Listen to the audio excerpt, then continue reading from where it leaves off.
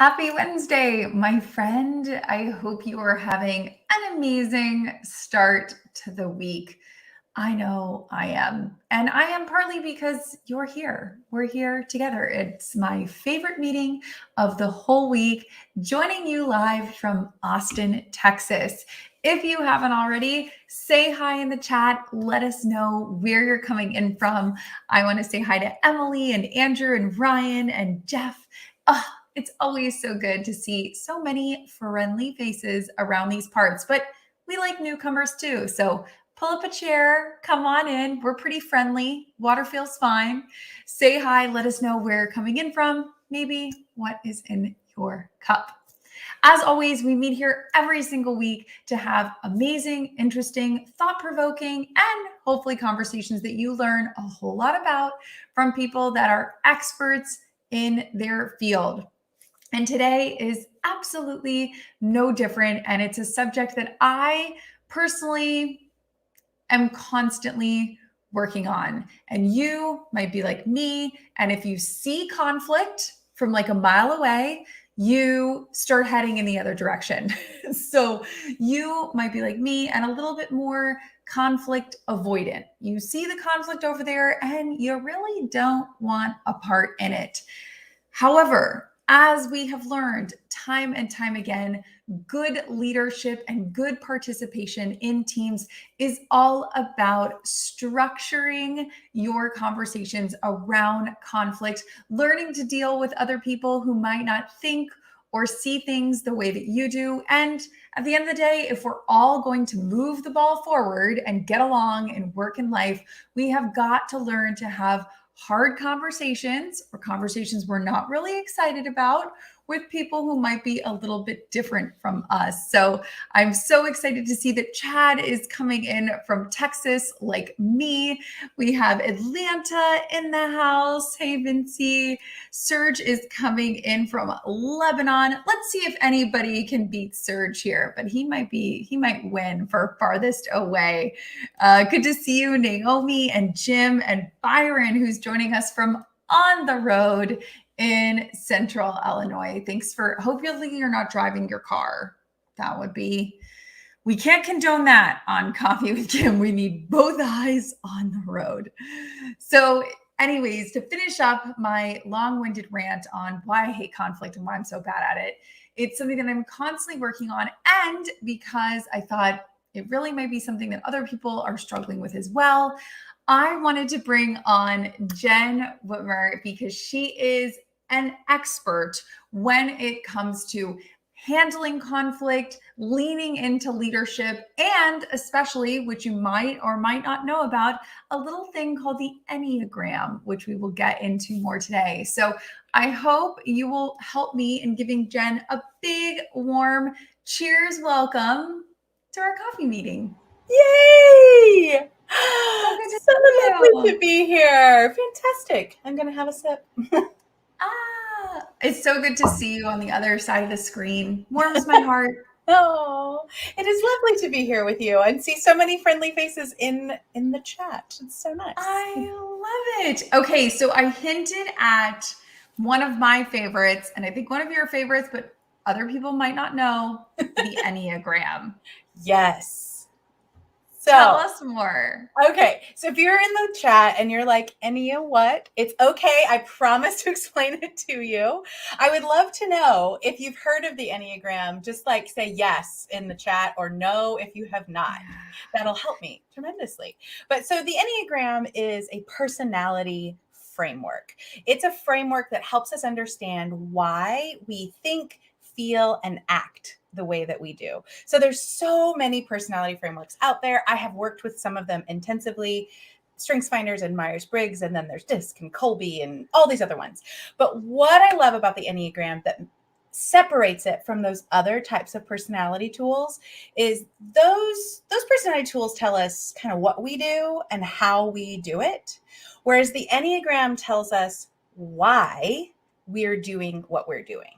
And so when you think about your feelings and your thoughts and your actions, if you don't know why you're doing them, you might overcorrect over here and come up with the same problem. It kind of comes out sideways if you don't know why. So the Enneagram shows us these deep motivations that are so deep within us, it takes a little bit to kind of uncover them. And then once we do, all kinds of things begin to make sense. So it helps us understand how we think, feel, and act the way we do and why we do all those things. Which is so massively important when it comes to work, because what I think happens is a lot of times we think we're certain ways in the workplace, like I'm very approachable or I love new ideas. But then when you actually kind of take the Enneagram, sit with the results, unpack it a little bit, you're like, maybe I'm not as open to new ideas and change as I thought I was. So I Yes. think when it comes to work, it's especially helpful because a lot of times our perceptions of how we act in the workplace might be different than what's actually happening. Exactly. And it's really also important that sometimes we don't have a good perception of how others are taking in the way we are in the world.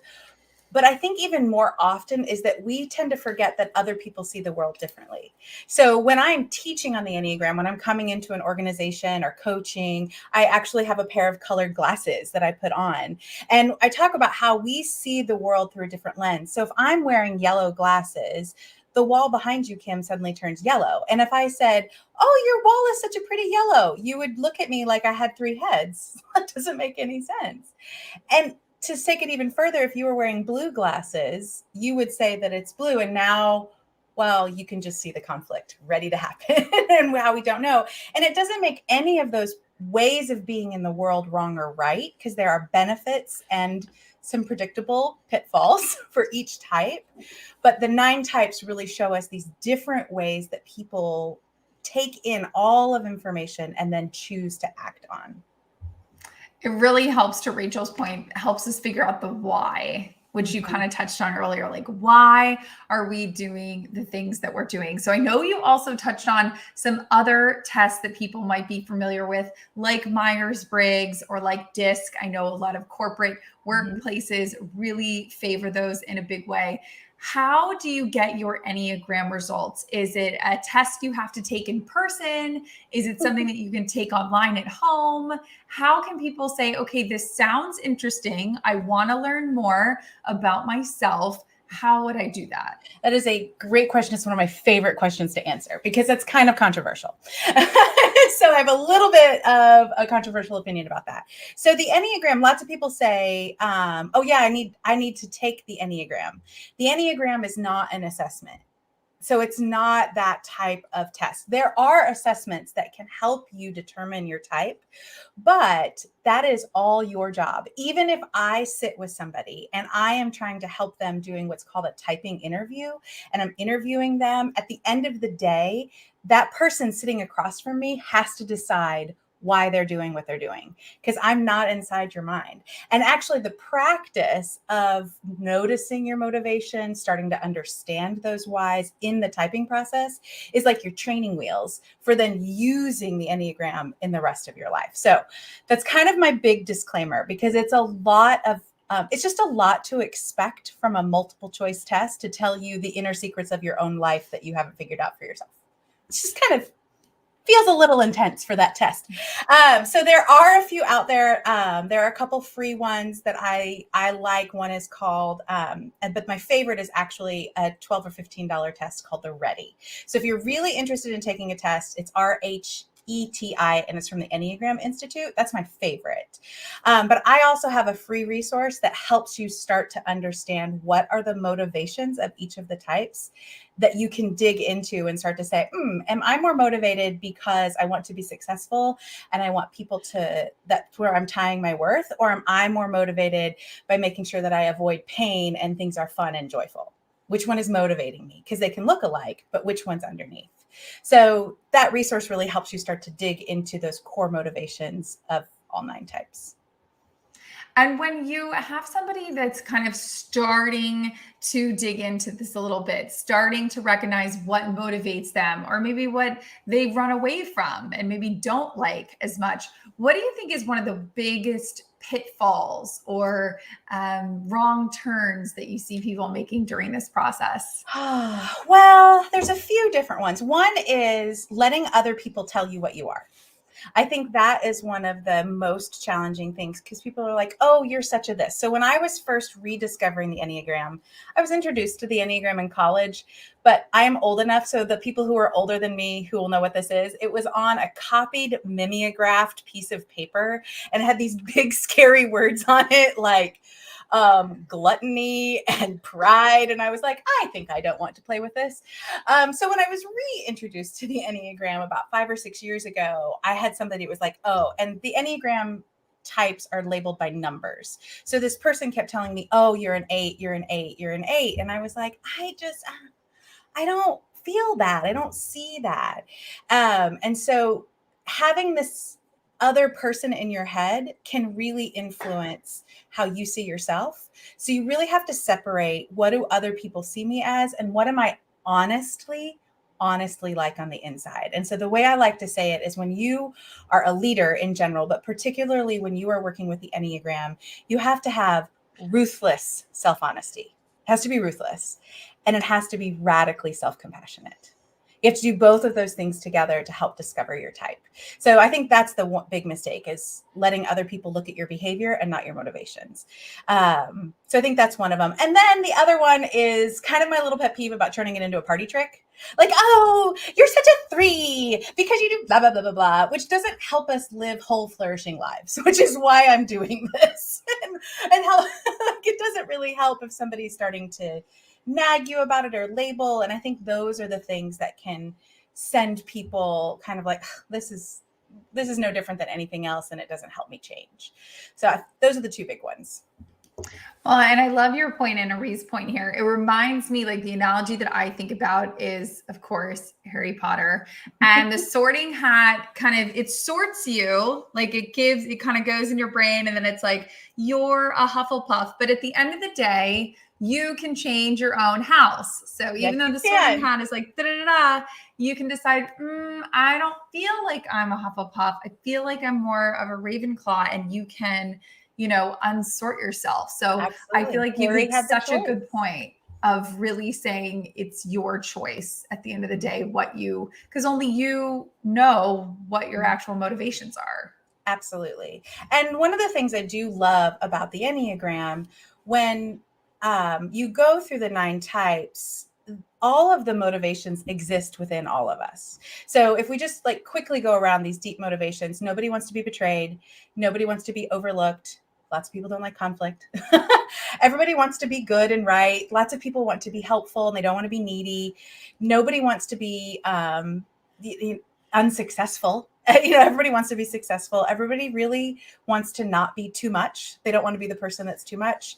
Everybody wants to feel competent. Everybody wants to be loyal and have community, and nobody really loves pain. So these deep motivations are in all of us. But the way I like to describe it is one of them is driving your bus. One of them is the one that is controlling everything. And that's the one you have to deal with. Because if you're dealing with the kid in the back of the bus, you still might be going the wrong direction. So you got to find that one that's really driving your bus and start to work with those motivations and understand what that narrative is that your personality is telling you. Well, and really figuring that out for yourself, because as Ellen just points out, you're not going to learn that in school. We didn't have a self-assessment class. At least I didn't in college or in high school. So unfortunately, this work is work that you have to do on your own. It is not something that is going to be spoon-fed to you in like a public school system or in a classic school setting. And I think one of the reasons that I think that that's so important is, like I had said at the beginning, I think that conflict is inevitable. I don't care who you are, where you work, what you do, conflict is inevitable.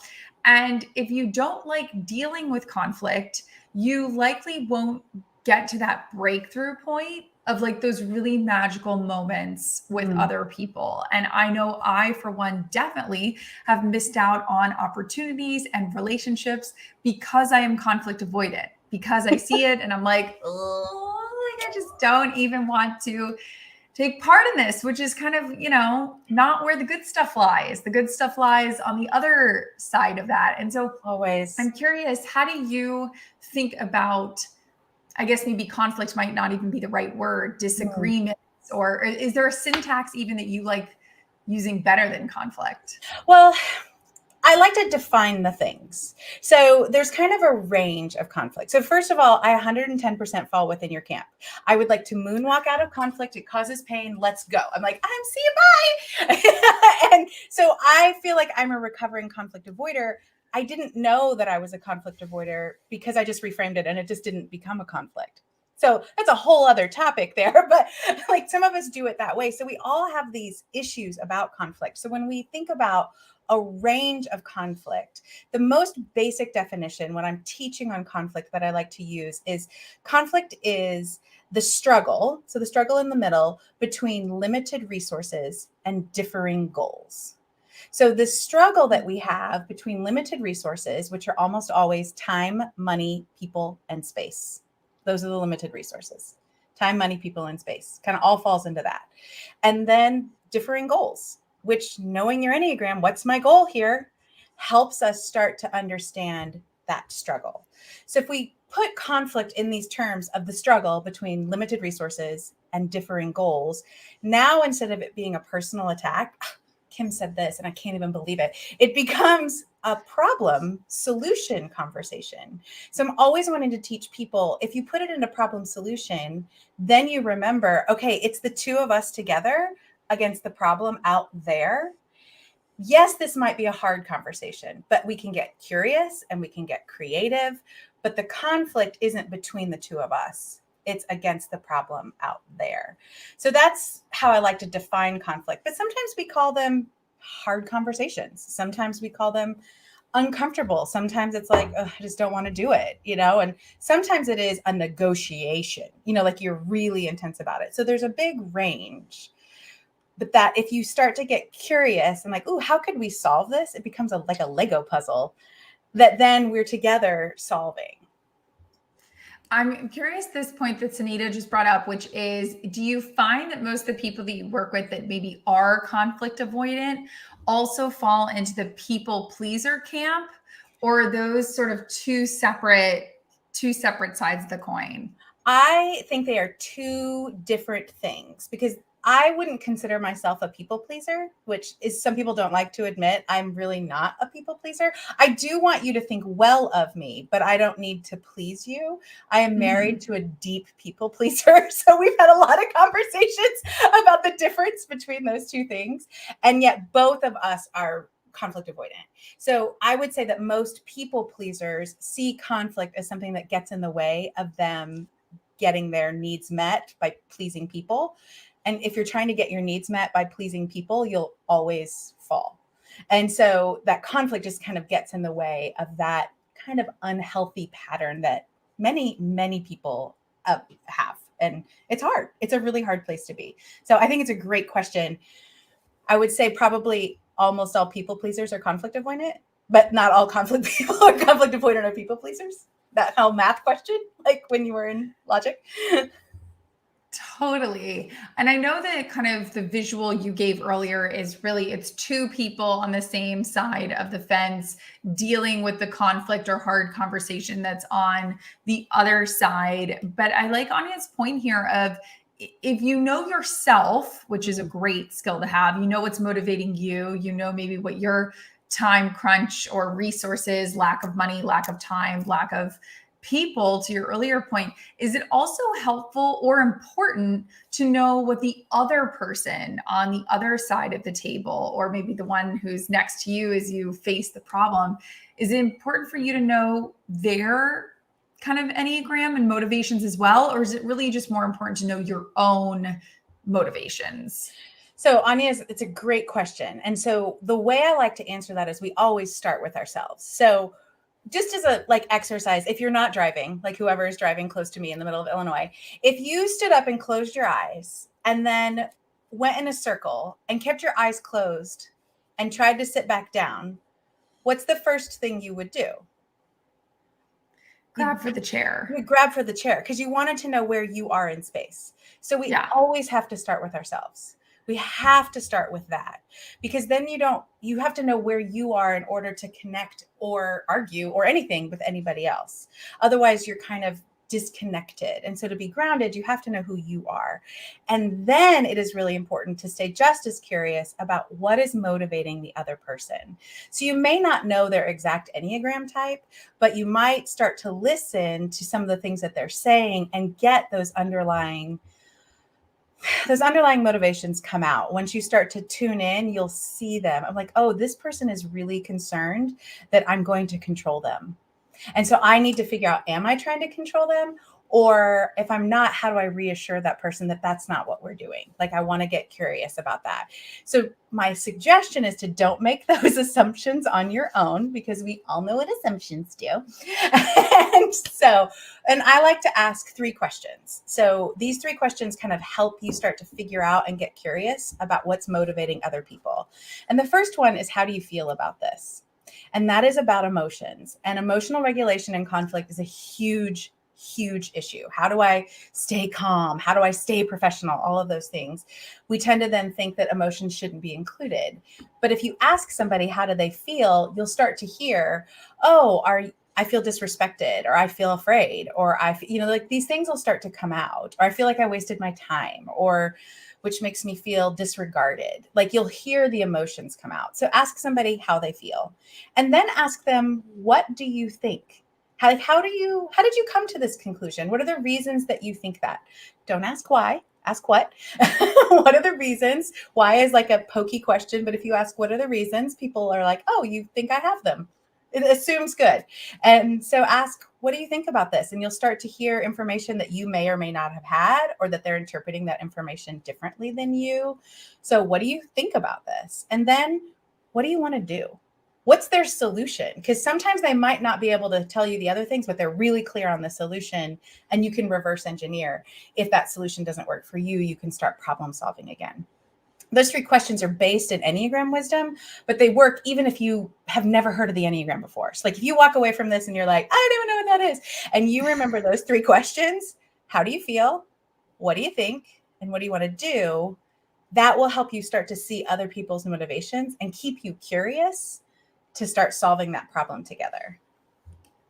And if you, let's say you're in a conflict, and you have all the ideas going in that you're going to be calm, cool, collected. You're going to ask yourself these 3 questions, but sometimes the train goes off the tracks, right? 100%. And the conflict is not being calm, cool, and collected. You know that you're not going in the right direction. Is there a way that you can sort of either press time out, wrap it up? Like, if you know the train is going off the tracks, is it worth it to try to get the train back on the tracks? And if so, are there any tips you have for that? Or if you already know the train's off the tracks, it's not going to get back on the tracks, is there a way to either press time out or stop, or, come back to it with this other person instead of just, grinded it into the ground? Right. It's not helpful when you're in that spot, because you're not actually solving anything. So it feels bad, and you're not getting to a solution. I don't know why we're staying here. So how do we get out of that is the big question. So if you are starting to notice it's not just not going your way, just to clarify, just because I don't like conflict is win-lose. Let's win together. Like, we're always going for a win-win. So, but if you're starting to feel we're not communicating clearly, we're just missing one another, I love to label the awkward. Just label it and say, I feel like we're not communicating clearly. Do you feel like you're understanding me? Or because I don't feel like I'm understanding you. Like, just label it. And that kind of is like a break, like a firewall, like, oh, okay, something's happening, and it can reset the conversation. So that's one way to bring it back in the middle. But there is absolutely no shame in saying, this isn't productive right now. I think we need to take a break. The secret sauce to that is time outs have to have a time back in. So if you take a time out, you have to time back in. And so you always want to stay safe. If someone is verbally attacking you, you can say things like, I can't talk like that. I don't want people to speak to me in that way. So I would like to take a time out, blah, blah, so if it's really intense, but you can also just say, I'm feeling a little worked up. I don't feel like I'm communicating clearly. Can we take a break? I'd like to talk about this again in 30 minutes. If you're at home, if like, especially with a partner, like 15 or 20 minutes, go take a walk, come back. I need to think about this a little bit more. Can we talk tomorrow? But put the date on your calendar. Put it back in, because otherwise it becomes awkward again. Because you were like, oh, but now I don't know if I want to come back. And we were over here, and it becomes all kinds of awkward. So timeouts always have to time back in. And there's no shame in that. Is absolutely an important conflict tool when miscommunication is all that's happening. And how would you do that if you were, in a professional setting? How would you do that either with coworkers or maybe even somebody who's senior to you that you might feel that you have at least less control, or maybe there's a different dynamics of power in that situation? So I think with your coworkers, you need to establish that idea of like, I get to say what I need. And that's acceptable. I want to solve this problem. Always come back to relationship. I want to solve this problem. I want us to work together. I'm having a hard time right now, and I don't think we're at our best. Can we talk later? Just kind of label it. Own your own feelings and state why. And again, back to relationship. When you're working with the upper, like you're like, ooh, somebody there's a power differential. Then it becomes a question of, I think I'm not understanding what you're asking of me, or I can't give what you're asking of me. Can I think about this for a little bit and come back to you? And most employers, when you phrase it that way, because you're coming back to, I want to give the business what they need. I want to help you do this, but I'm not getting it. And I need to understand why. Can we come back and talk about this in 20 minutes? And, again, timeouts need to time back in. But it's similar. It's just a slightly different twist. It's still owning that you are having a problem, not accusing somebody else that they're miscommunicating, even if that is the issue. But your issue is that I'm not understanding, and that's still the same.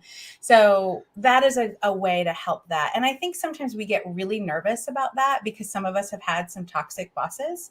I know that I've had a toxic and abusive boss, and that can be very scary to set a boundary.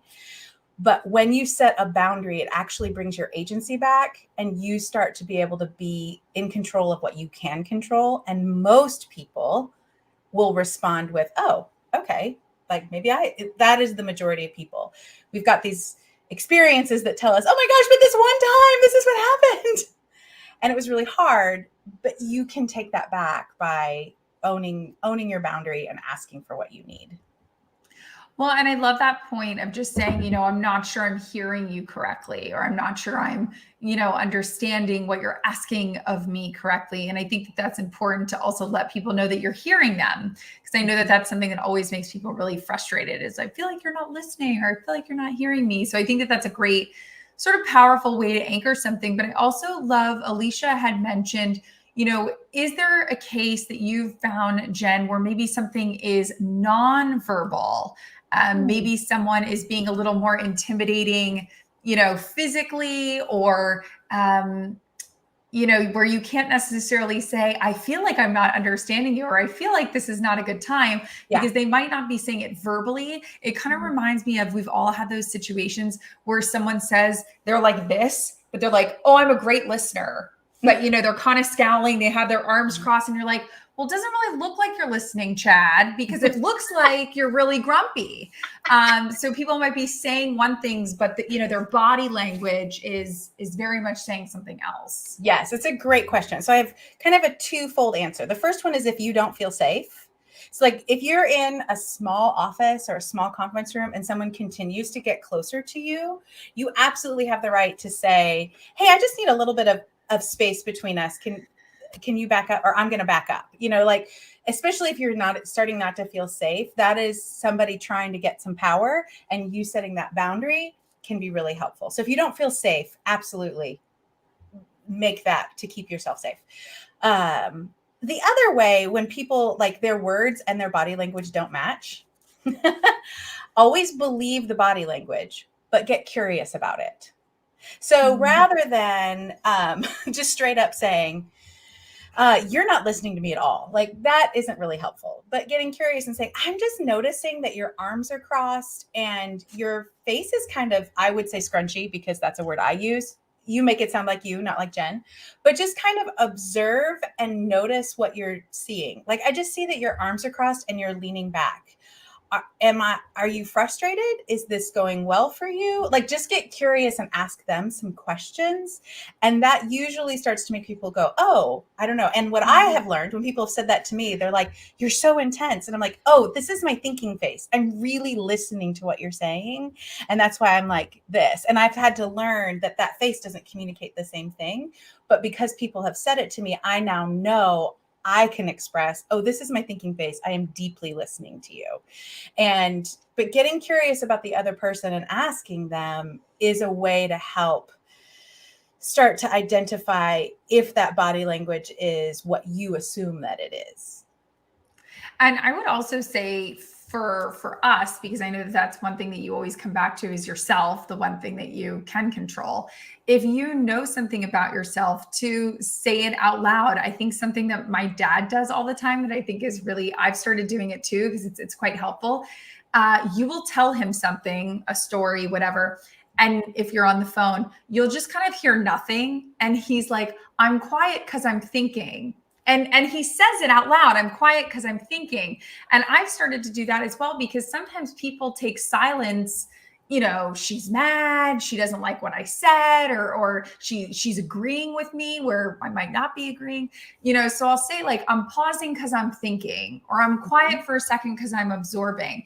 And so I would say to everyone who is listening and joining us, if you know that you do something, to say it out loud so that other people don't come up with their own assumptions of what's going on in your head. Absolutely. So when I was an educator, so I was in education for 20 years, one of the things that we called making thinking visible. And so because nobody can see what you're thinking, I'm going to make it visible. So when you're teaching children in particular how to think through something, you have to make it visible. Well, that carries over into all our relationships. And that is a brilliant thing to do for your dad and for you and others of us because we will all fill in the story. Our brain does not allow it just to sit in space. We have to fill in a story. And so making it known and making your thinking visible is a key piece of communication skills, which then starts to prevent extra conflict. I know it's something that I personally wish more leaders would do in the corporate or in the entrepreneurial workspace. But obviously you have seen and worked with tons of different corporate groups, with organizations, with individuals. I'm curious, what do you see as something that leaders are kind of making the same mistakes across various industries? Or, you know, you see a lot of commonalities that people are just hitting again and again. Yeah. I think one of the things about leaders and leadership is the leaders who understand that self-awareness is the skill that they need are the ones who are succeeding better.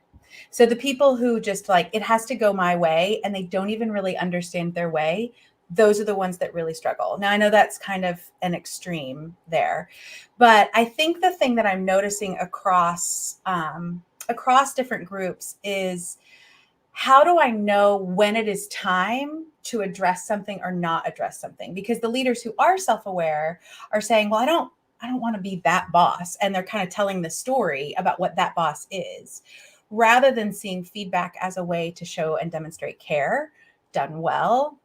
And then they let something go on for a really long time. And then it becomes a genuine problem that needs so many more solutions than if they would have given feedback early. And so trying to flip that switch, that early and often feedback, and addressing problems when they are the molehills before they become the mountains, is something that I'm noticing that the people who do that always are having a team that has better and clear communication, better work product, more efficient work product, all of the things that we want in business, but everybody feels engaged because somebody is talking to them. You're not just like a little widget. You like, oh, here's something I'm noticing that can make you better, that can help you. And most people want to be better. I think that is a leadership skill of learning how to know yourself and when you're avoiding it, and then early and often giving helpful and supportive feedback. Well, and I think to Jeff's point, repeating things back is also really helpful because, again, to your point earlier, our brains kind of, we can't help them. Sometimes if someone is saying 4 sentences, I know personally, I will hear the first 2 sentences, already be thinking about my response or my question. And sometimes I have to stop myself and be like, okay, listen to their whole thought, repeat it back before you just start trying to interject with your own thing. That is one of the hardest things for me, even when I'm teaching. So when I do workshops for organizations, or I have a big one coming up with a community that has really been struggling with conflict, like a city and a school district. And I use a game. It's an improv game, and you have to listen all the way to the end. And it is the hardest thing for me. Like, I am the one that is continually working on listening all the way to the end. But back to Jeff's point, when you listen all the way to the end and you're not just waiting for your turn to talk, then first of all, you're more likely to hear it correctly the first time. But things get in between 2 communicators. So when you say and own, here's what I heard you say, which is the way to phrase that, it's so much more powerful. So you can say, so can I just tell you what I think I heard? And repeat back what you think you heard. And that other person feels like, A, you were listening, and B, they'll start to see either the flaws in their argument or where that's not exactly what they wanted to communicate. And they say, okay, that's not quite it. I wanted to say it like this. And it's usually not malicious. It's just things come out. Like, I'll watch this recording later and go, that's not how I wanted to say that. Because we all do that. Communication is imperfect because we're imperfect, and allowing that for everybody and noticing that making space for questions and repeating back is the best way to avoid unnecessary conflict. And inside a conflict, to get to the good stuff on the other side, that's getting curious and asking good questions is a key skill. Absolutely. So I would say to that Liz, who is like, I, have been avoiding conflict and it's been a roadblock for me being a good manager. Ask more questions. Yes. As Jenn just said, ask more questions, get more curious. Cause I feel like just those 2 kind of headlines alone are going to steer you in the right direction. Absolutely. Absolutely. And being a good manager is caring for people well. That's really what we're doing. We're caring for people well, because you're kind of the shepherd. You're kind of the sheepdog, helping people go where they need to go. And when you see yourself in service of the team succeeding and you ask more questions, you will start to have different answers because you get different information.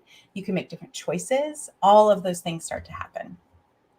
Which is huge. Huge. Okay, Jenn, this is my favorite part where we just straight up copy all your homework. So I hope you're okay with that. No. Okay, what is something that you have started using or doing lately that you absolutely love? You're telling everybody about it. Okay, so this may sound cheesy to some of you, but so I am an audiobook listener when I go to sleep. Like, I listen to a book when I go to bed. I used to be a musician and a music teacher. I can't listen to music. I start analyzing it or singing along. It doesn't help me. And so I was listening to my audiobooks, listen to fiction. And then I started switching from listening to fiction to doing an app called Lectio 365. And it's an app for Christians. So if you're not, don't feel like you have to go get it, but find something, because what this app does is it's just a 7 to 8 minute kind of, the day is done. Here's what I learned. It gives me space to kind of process. Here's what I learned today. Here's where I found good today. Here's something that I kind of messed up today. And there's grace for that. And then I usually fall asleep before the end of it. And it's like 7 or 8 minutes. And it's been so helpful to me.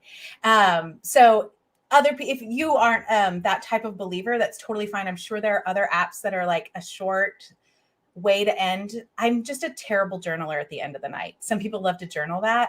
Listening to that, I'm like out, and I sleep better. So that is one of the things I've been telling everybody about. It's been really, really good. I love that. So wait, say it again. I want to make sure we. Lectio 365.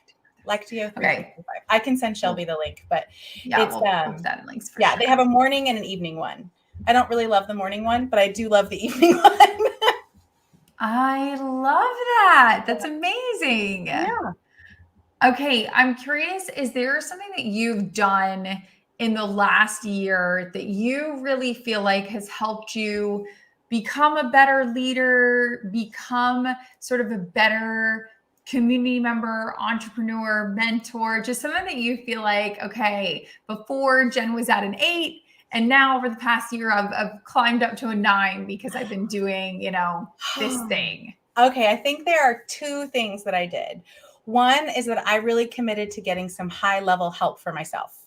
So I've had a therapist for a few years, but then I leveled up my own coach. So I got a different coach for a business. But when we did some things called experiential therapy as part of the coaching program, that was amazing. And I think that really shifted some of the ways that I operate in the world. So that's the big one, like kind of leveling up the help I was getting. And then honestly, like this, honestly, I put sleep on my vision board. And so when I'm facing some questions back and forth of like, what should I do? And as somebody who is super committed to fun, this was very hard. I have chosen sleep. And yet I find that I am so much better. I'm so much better getting more sleep and I have way more fun. So while it was a really hard choice, the first like 5-6 months of the year, now it's super easy and it's just part of habit and I feel so much better. So sleep. Sleep. Get It more cures sleep. all. It If cures you have all. trouble sleeping, get a doctor, find a way to sleep because sleep has been huge for me. Huge. Absolutely massive. Massively important. Okay, I have this theory that because of our phones, I don't even know where mine is, my phones, that we are the summation of the 5 people, not only that we spend physical time with, but that we spend digital time with as well, whether that's on Instagram or LinkedIn or TikTok or any of these other social media platforms. So I'm curious for you if there are accounts or humans or brands that you follow that just sort of light you up. They pop in your feed and you're just like, yeah, I like this. This feels good. All right. So, well, you're one of them. So everybody, if you're Oh, not following Kim on LinkedIn and Instagram, we have business in the front, party in the back over there on Instagram. So follow Kim because it is always a delight. Today's reel did make me snort while I was drinking my morning coffee. So there's that. A few other people that I also really love, Bob Goff. So if you haven't heard of Bob Goff, he is just a delight of a human. Just joy exudes from everything that he is and does. And I'm actually getting to do his School of Whimsy later this year, so I'm super excited. But he has kind of one-liners that he posts that are really thought-provoking, but also easy to grasp. And so I think he's a really great follow. I love Viola Davis's Instagram account. Viola Davis puts out, like, she finds like these funny things, but serious things. It's not really just about her, although I love her. I really enjoy her Instagram account. It's a delight of several different components of the wholeness of life, the good and the hard. And I really love Viola Davis's Instagram account. Here, Coffee with Kim every week. Love it. So me too. Yeah. Me too. Okay, as you know, we love us some homework around these parts. Yes, you do. So if you could give us all a homework assignment that we have to do between today and next Wednesday, could be read a book, it could be to download something. What would be your homework assignment for us? Okay, so I've been thinking about this, and as a former educator, I have lots of opinions about homework and how we do this. And so there's 2 parts to your homework. So one is if you get my Enneagram resource, which Shelby will put the link in there, but I made a link just for you all, jennwhitmer.com/CWK. And if you get the free Enneagram resource, it'll give you all the 9 types. It'll explain what the Enneagram is, has a little video lesson that goes with it. But I'm also going to send you several other resources as it goes, like emails will come to you I can't think of those words now. But it'll have like 20 helpful phrases for difficult conversations, another free mini course about when to confront and when to not. So it has lots of free resources for you. So go get that. And this week, you're probably going to have a conversation that you start to feel a little bit like, I don't know. And you have that feeling up here because fight or flight is up here. Maybe it's down lower and you freeze. So down low is when you feel freeze. Up here is fight or flight. If you start to feel those, I want you to take a breath and say, I can ask 3 questions. And so ask those 3 questions before you start like sharing your point, getting upset, all that kind of stuff. Just get curious, like feel it, take a breath, and ask your 3 questions before you start saying anything else. So, because it's going to happen, as you said at the top, conflict is inevitable. And I talk about that in my TEDx, that we're all going to face it. It doesn't mean you're a failure. It means that you're human. And we have to learn how to cope. So it becomes the opportunity to do all the great things that we want to do in the world. So those are your pieces of homework. Is that too much? Do I need to put it on the board? Like, write it out. Do you need to write it? Exactly. Gold star, everybody, if you just wrote down all those instructions. I know we put the link in the chat, and if you're listening to this afterwards, we'll put it in the show notes. But Jenn, if people are like, yes, I want to keep learning about the Enneagram, I want to keep learning from Jenn when it comes to conflict and leadership, where is the best place for people to find you, follow you, ask you more questions? Yeah, so I play the most here on LinkedIn and on Instagram, all those types of things. My stories are kind of the daily lessons of life and random things like that. And so those are great places to follow me. If you're interested in bringing me in to speak, I love helping organizations with keynotes and workshops work through this. And as you can tell, I'm a little bit of a joyful person and conflict is really scary. So I have this special little thing that just helps us all cope because I know how hard it is. And so I've kind of come up with some ways to help people do that. And so you can go to my website at jennwhitmer.com/speaking and find all the information and the topics that I cover there. So that'd be great. Come say hi. Come say hi. I love DMs. I will personally vouch that your Instagram stories bring me so much laughter and joy. So I can second that is a great place to find some light and inspiration. Oh, for sure. You can see me very tired and jet lagged as I got back from England yesterday. So if you go over there today, you'll be like, this woman's kind of nutty. She's in an airport. It's true. What's happening there? Jenn, it is an absolute delight to have you. This has been so much fun. I really appreciate it. Oh, I feel a little surreal because I'm here every week in the comments and I'm like, oh, wait, that's my face talking to Kim. And I'm so happy. I'm so happy to be here and really share this message that conflict can be an opportunity. We can work through this, and really all of the good stuff is learning how to do this. That your leadership will rise and fall on how you handle conflict. So let's make it better. Let's do it better. Exactly. All the good stuff is sitting on the other side of conflict, for sure. So thank you guys so much for joining. This has been a really fun session. As I always say, we'll be back here next Wednesday, same time, same place, sending a big cheers to you from Austin, Texas. Thanks, Jenn. Yay!